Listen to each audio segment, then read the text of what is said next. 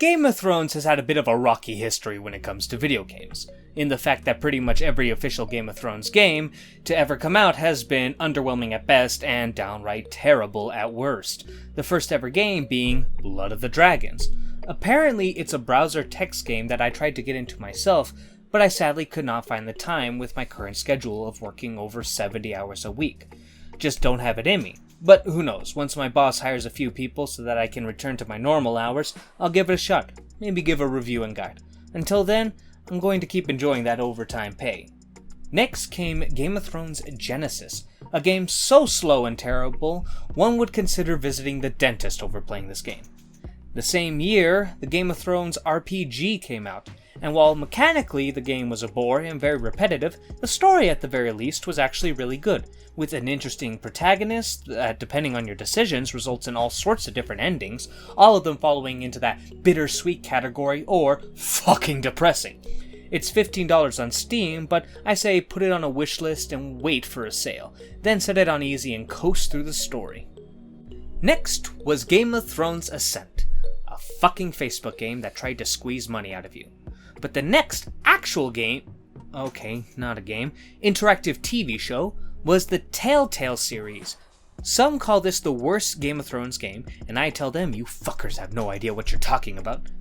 But it's still pretty bad. While Telltale, rest in peace, were known for their amazing storytelling in games such as The Walking Dead and the sleeper hit Wolf Among Us, Game of Thrones does not quite live up to such high standards, and the Game of Thrones title does not help that matter either. While on first playthroughs you would find it passable, repeat playthroughs show you just how little your choices matter in some areas. But even if you take that away, the writing is pretty bad. Not season 5 through 8 bad, but not even close to season 1 through 4. I would honestly say this may be the second best Game of Thrones game, but if you can't tell by the way I'm talking, that isn't exactly a grand accomplishment. Next was Game of Thrones Conquest, another garbage mobile game. Reigns, Game of Thrones, a government manager flash game that already existed but got a Game of Thrones paint covered all over it. And finally, Game of Thrones Winter is Coming, another mobile game. Looking at this lineup, it's not hard to understand why I'm so disappointed with what we got. But really, we shouldn't be surprised. Games made to capitalize on the popularity of an existing IP are rarely ever good.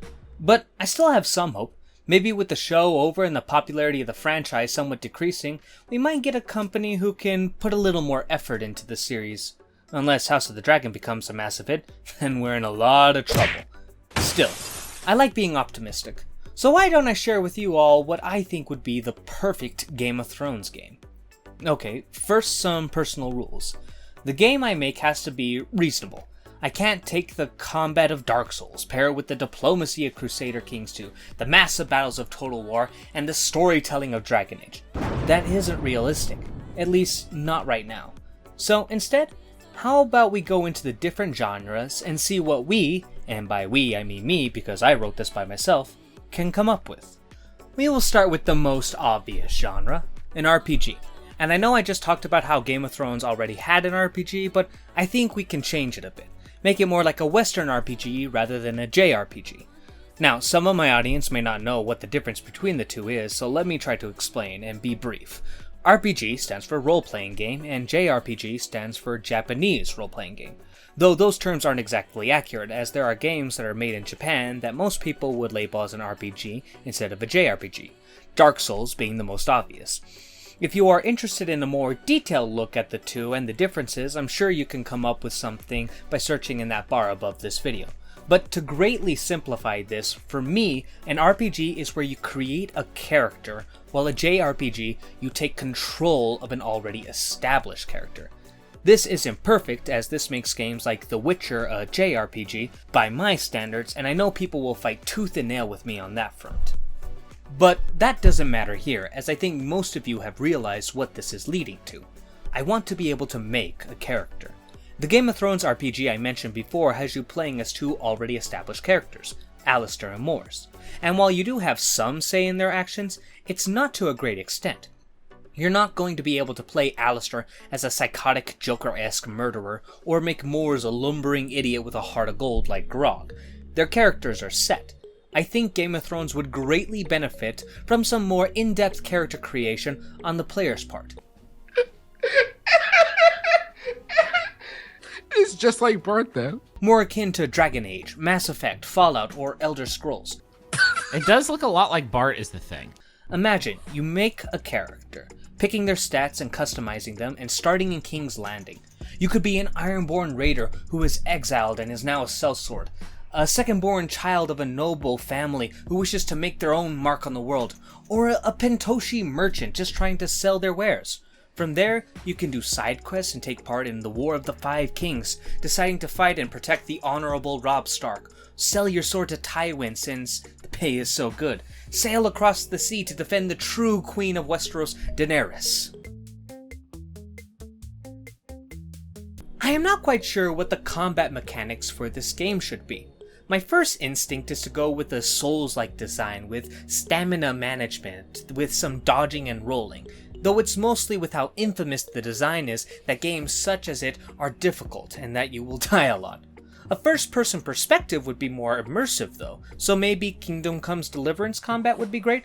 Finally, we can go more into the strategic angle. It could be turn-based like Final Fantasy, or position management and ability use like Dragon Age.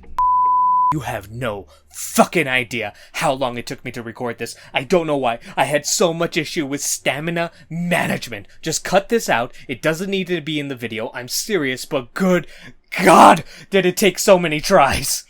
Speaking of strategy though, I think that genre would fit the Game of Thrones property perfectly. There's a lot of ways to take this, so let's go over a few. The first that might have come to your mind was probably something akin to Total War, a large real-time strategy game with massive armies that have turn-based building mechanics. Or maybe more along the lines of Civilization, which focuses much more on the base building and turn-based aspects. Both could work, but I think we can all agree that Total War would fit the series like a glove.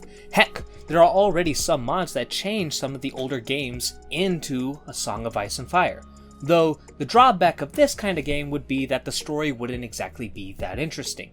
Some would argue that it can have amazing stories, but those are the idiots who post on Reddit about how their Roman general Biggus fought off the massive invasion force, and for his bravery was put in charge of the entire army of Rome, and soon became the next emperor.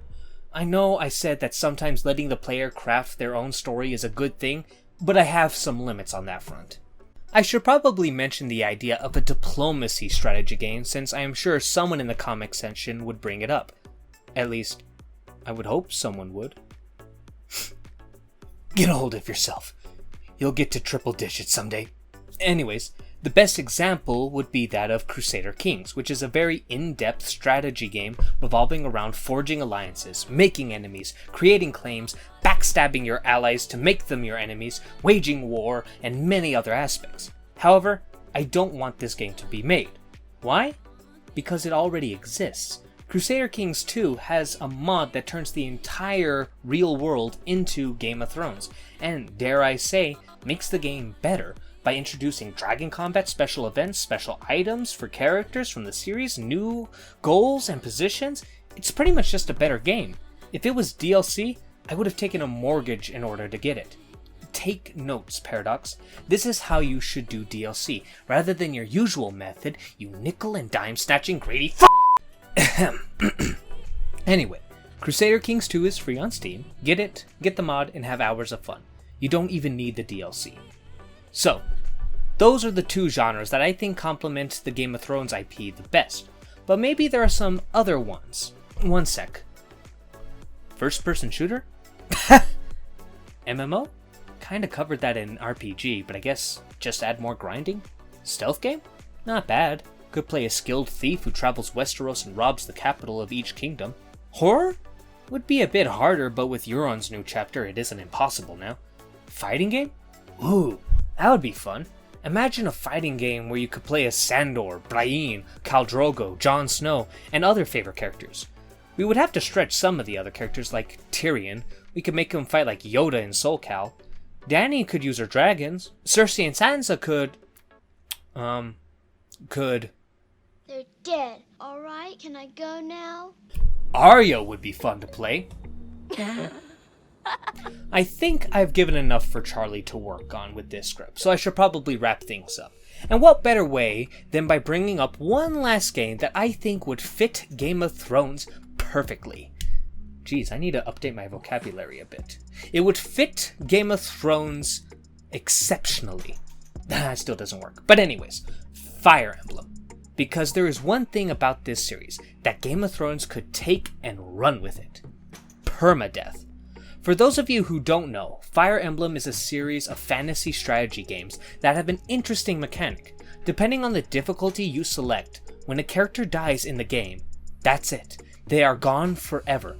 And it really hurts when they die, not just because you lost a powerful general or fighter, but also because many of them have really in-depth personalities and characters to them. And let's face it, if any IP can take advantage of characters that die at any point in the story, it's Game of Thrones.